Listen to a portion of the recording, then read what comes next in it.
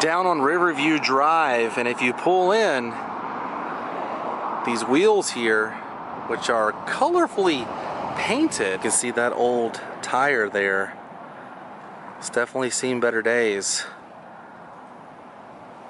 It's leading you to here, the International Independent Showmen's Museum, the James Frederickson Building.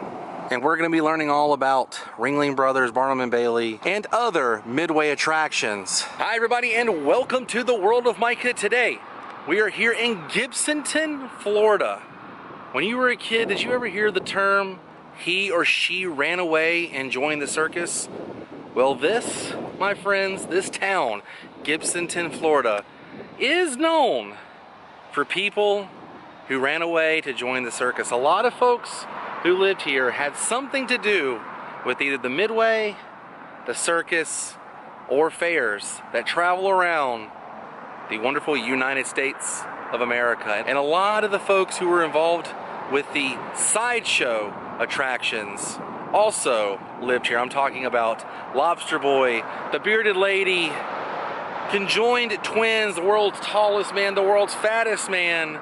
A lot of those sideshow attraction folk once resided here in Gibsonton, Florida. And I figured today we could hang out here and see exactly how wacky or how much of a sideshow this town really is. You guys are gonna have to tag along.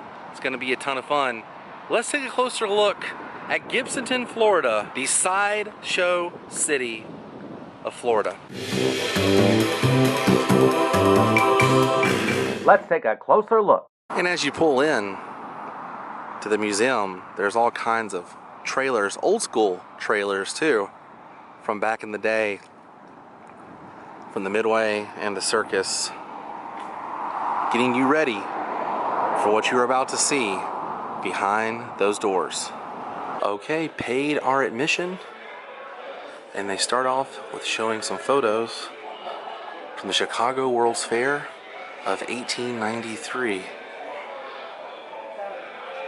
Some old school posters here.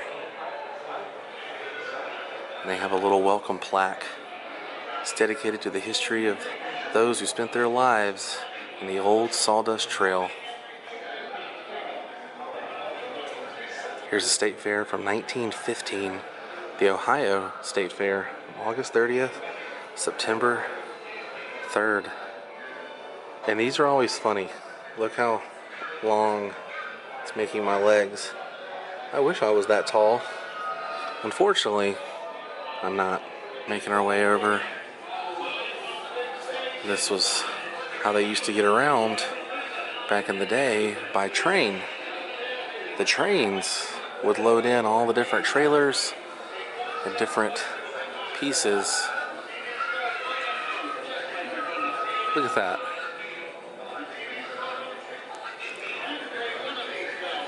Look at that old school trash can. It's a real working trash can. You just throw everything away inside the mouth.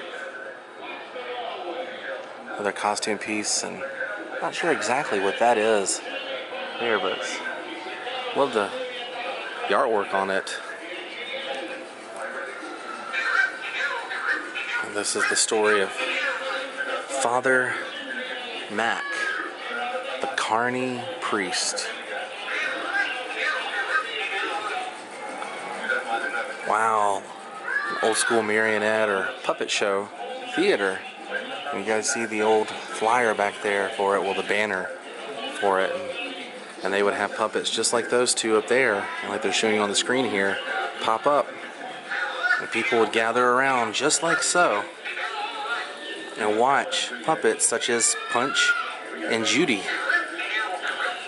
And I believe that is Punch and Judy right here. And there's a book and comic and other toys and souvenirs of the famous Punch and Judy puppets. Now, long before Las Vegas had shows started on the Midway, and these were what the girls looked like. As you can see here, they are advertising different girls such as Gypsy Rose Lee, Broadway sensation. Here's some old photographs of some of the girls who would have performed. And you know those guys. Step right up, don't be shy. See the world famous Gypsy Rose. And there's some costume pieces that they would wear. And that's probably the size of the stage that they would have to work with. Pretty awesome to see some of this stuff that definitely had some influence on some shows that would later go to Las Vegas. When you think of showgirls, you don't think of the circus or the fair, you think of Vegas. These were being worn by girls on the Midway years and years before Vegas. The next section here is all about sideshow acts, which is one of my favorite genres of old school carnivals and fairs. Look at that, the quarter man, the world of wonders. There's the bearded lady right there. And the half man. Look at that. Little people.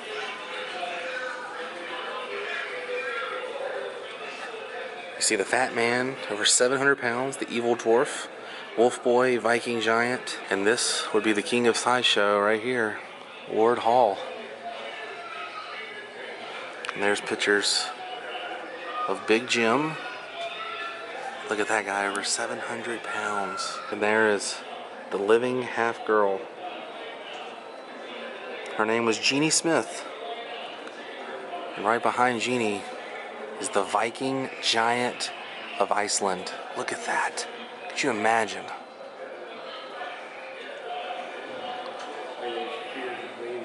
The four-legged girl here, Ashley, was born in 1972. She had one of the rarest forms of conjoined twinning the doctors had ever seen.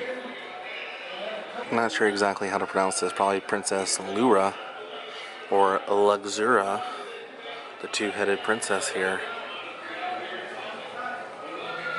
Look at that. Wow. From the times of Egypt, two-headed woman of the Nile. Now this is Daisy May, the two-nosed cow. Star attraction for 17 years. She died of old age. Wow.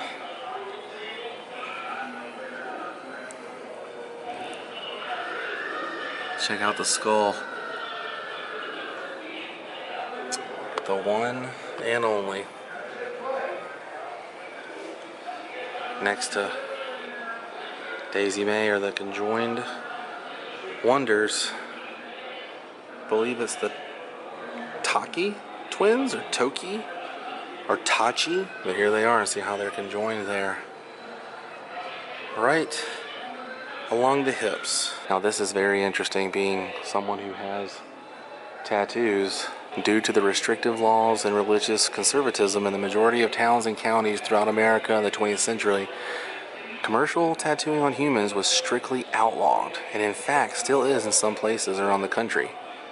Many traveling carnivals offered a black market service tattooing individuals in the back of sideshow tents after hours for a limited time. And then they've kind of paid the local law enforcement to look the other way. So they give people a small fee to look away, and then you could get tattooed like Arturia here. And now when you look at someone like Arturia, you see people like that at your local Walmart. Such a common thing, being tattooed. Look at her with the father of our country, George Washington, American flags. It's kind of funny to me to think about how far we've come in the world of tattooing. Now this exhibit is dedicated to Ward Hall, the king of the sideshow. That's him in this photograph. And this is the stand he would be standing on, trying to get people to come in to the sideshow. And on here it says nurses and doctors admitted, no charge. So if you were a nurse or a doctor, you got to go into the sideshow for free. Now you can't think of the circus without thinking of cotton candy and other yummy treats and Right here, some cotton candy pans from the early 1940s. Below is a hot dog box steamer and a hot dog steamer from the 1930s. This one was gasoline fueled. And here's an old cotton candy machine, candy floss machine, and an old sign promoting Carnival cotton candy. Here we have some tools that were used to build and make some of the wood carvings that would be on the outside scenery of different things from the carnival days. You guys know what I'm talking about. When you see these covered wagons like this, you can't help but think of the carnival, the circus, and the fair. Some pretty impressive detailing went into these carvings, and oh man, check that out from the merry-go-round. This is what one would look like, unpainted and unfinished.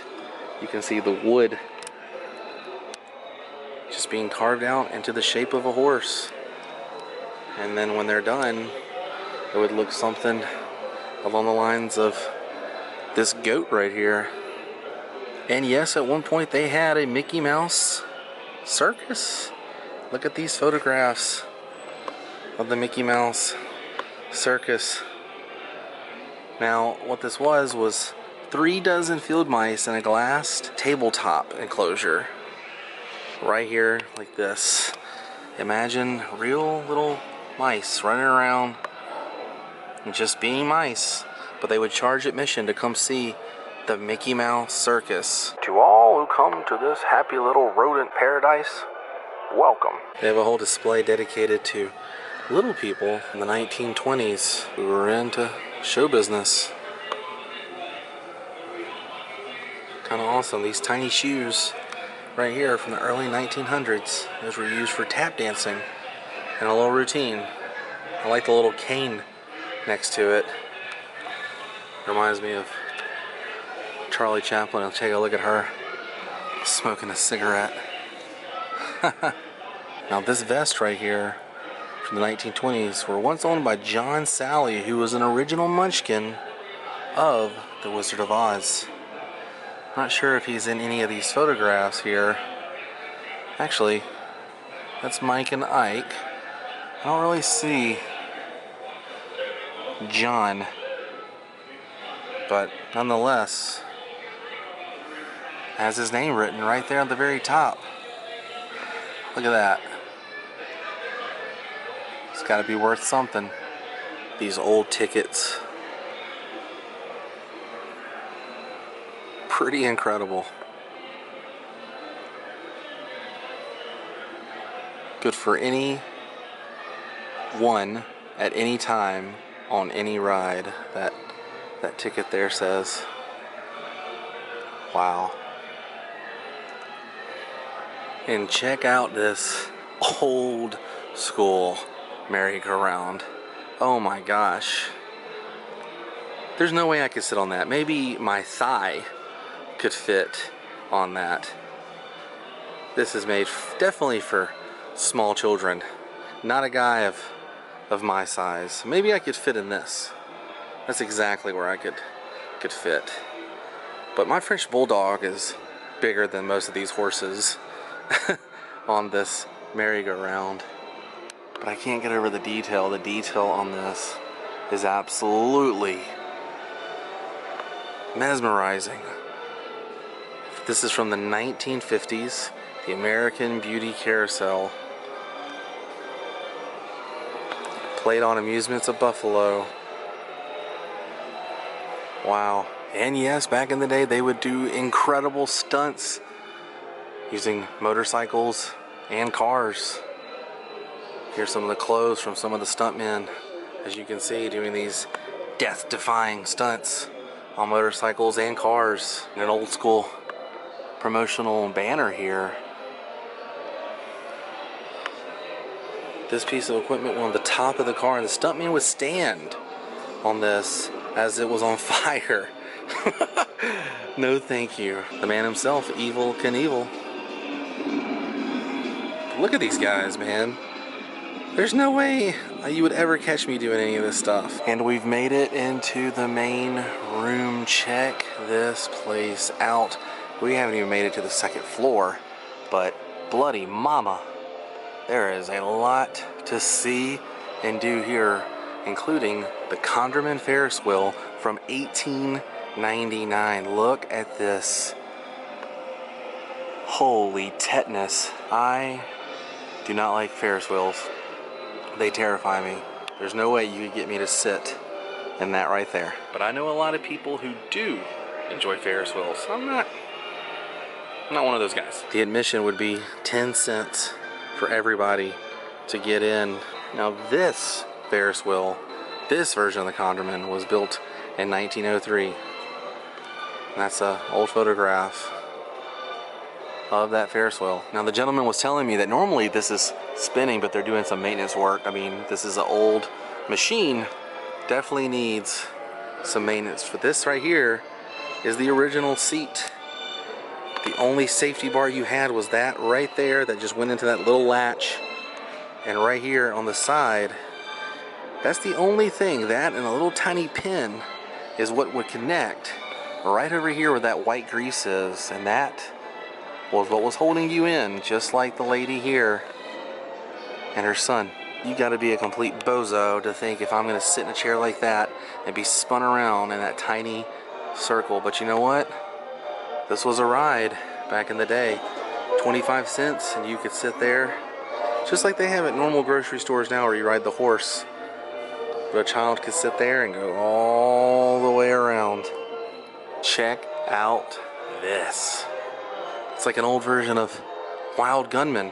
A crack shot at this. In this display case, they're talking about Western cowboy movie stars. Many of the stars of action Western movies finished their careers on carnivals and circuses as the popularity of Westerns faded in the 1950s. Hollywood legends like Hopalong Cassidy, Tom Mix, Hoot Gibson, Gene Autry, and Lash LaRue were just a few of the stars who performed on the Midway across America.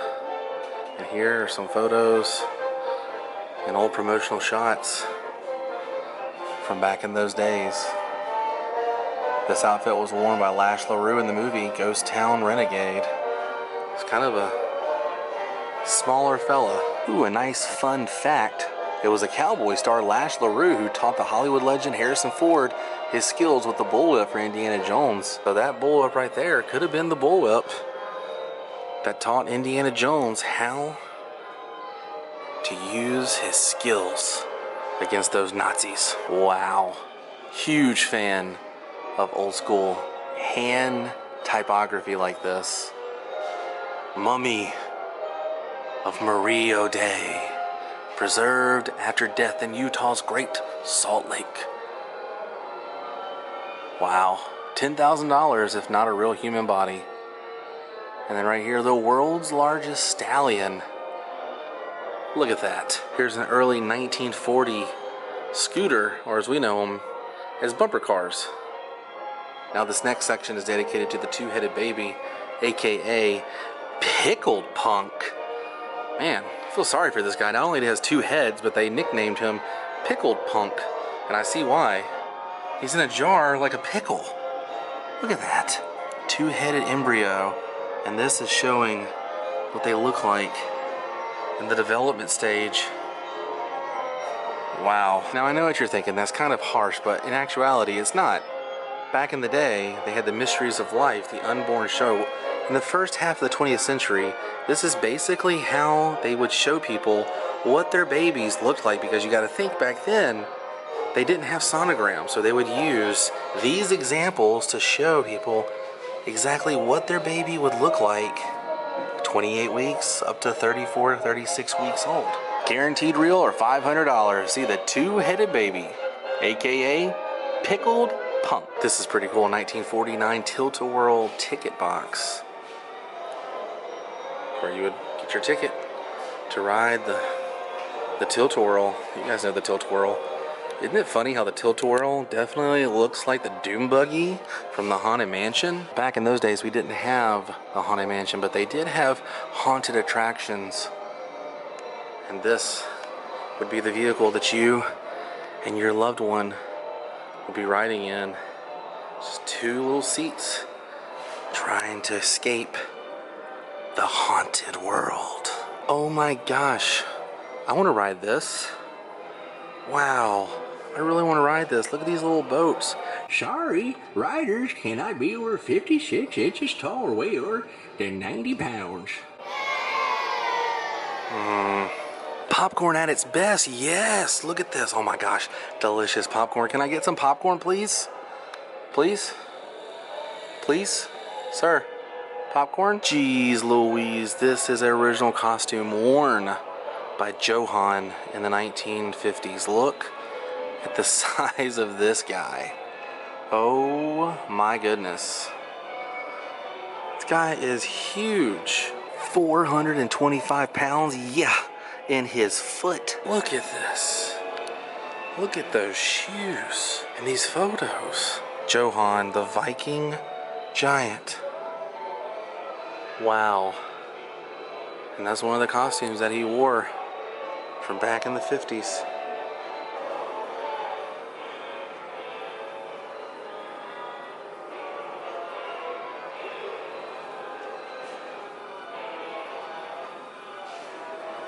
And you gotta think, this was handcrafted, made out of wood, hand painted, and each individual light was cut out, and each individual bulb was checked every day, so it would shine bright through the Midway.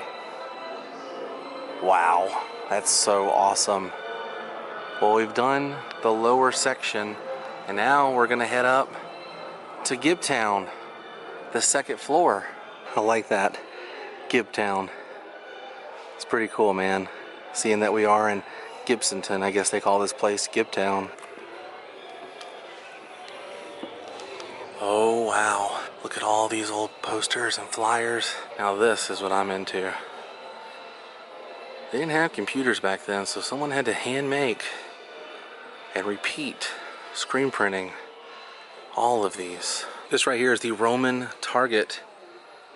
Shooting the rifle determines the blade on the revolving target springs out.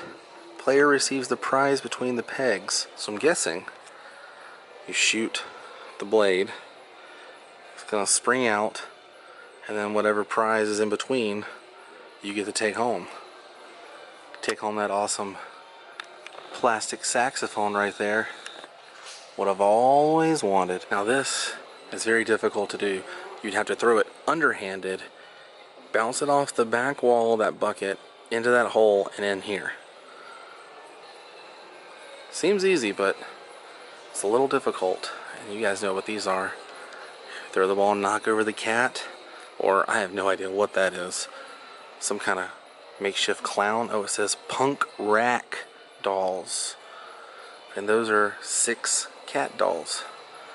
I'm into the punk rack dolls. Spill the milk is still around to this day. You guys know what that is, right? You take the baseball, see if you can knock all 3 of those down. You know, I've actually never attempted to do that at a carnival or a fair. I need to do that. I had no idea that these things launched in 1972.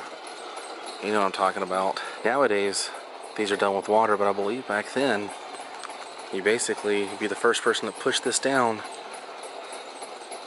The rocket would go all the way up. The first one to get to the top would win. I'm not sure exactly how you played this, but that's just a guess of mine. But nonetheless, this is pretty awesome. Now I have done this. You take the ring and you throw it and try and get on the top of the bottles. I've done that. I think I won. And the most embarrassing game you could ever do on the Midway. Let a person guess your weight within 3 pounds or you win a prize. You sit here, he turns around, everybody else can see how much you weigh, and he guesses, and if he guesses wrong, you get to take home a pretty hat. Don't guess my weight. Now this seems fun. 5 cents, costs 5 cents to play. Your nickel inside any red Lucky Strike circle wins. Has to be completely within the red, so it can't be touching the black here. You know what Lucky Strike is, right? Classic cigarettes. No, honestly, these were the type of prizes you would win. It's kind of neat. Abby was telling me these were painted with chalk. But this is something you could take home. Now, there's a little Howdy Doody from 1952. Another Howdy Doody right here. Here's a book all about the Carnival Chalk Prize and telling you exactly how much they're worth now. It's kind of neat. Oh wow, you just flipped it to a random Snow White and Dopey. 45 bucks.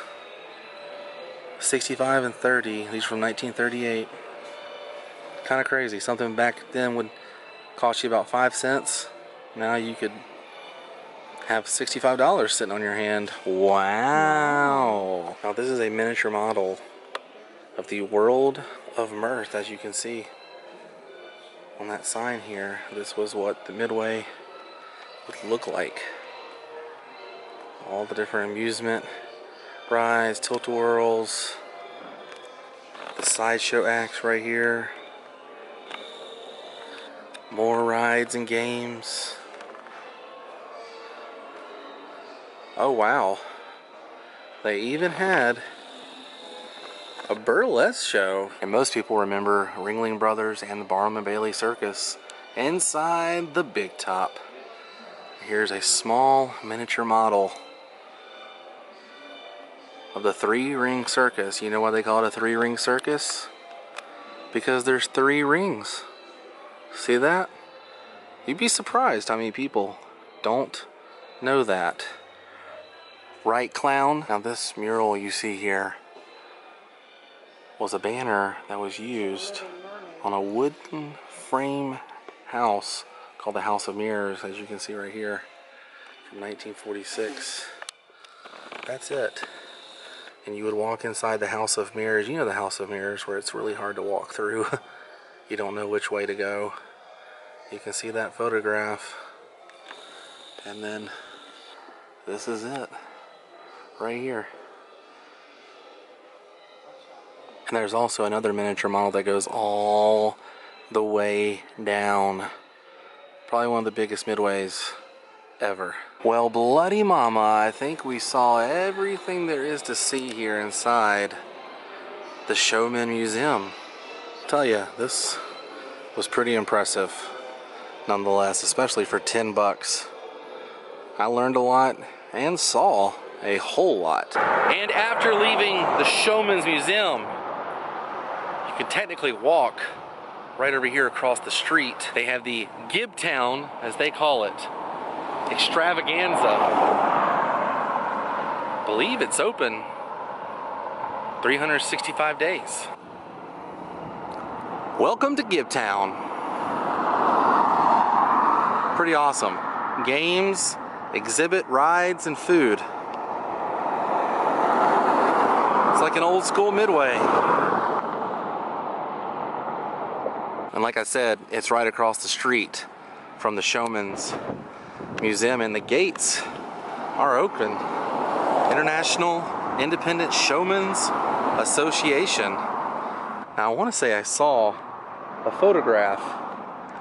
There were all kind of Midway attractions and everything all along here.